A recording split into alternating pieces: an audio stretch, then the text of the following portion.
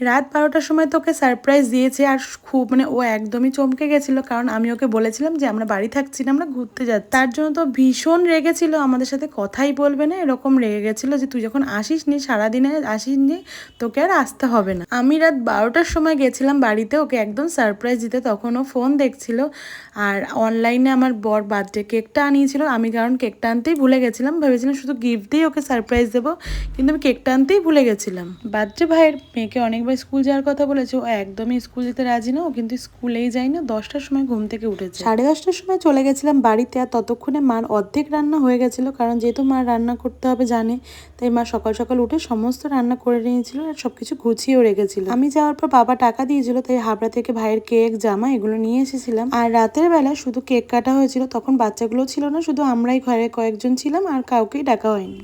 ওর জন্মদিনে কিছু হোক না হোক আমাকে ওর কাছে যেতেই হবে আর কাছে থাকতেই হবে। ও মা বাবা আমাকে ভীষণ ভালোবাসে। তোমরা সবাই আশীর্বাদ করো ও যেন খুব ভালো থাকে, এমনকি সুস্থভাবে থাকে। আজকের ব্লগটা এই পর্যন্ত, দেখা হচ্ছে তোমাদের সাথে নেক্সট মিনি ব্লগে। আজকের জন্য টাটা, বাই।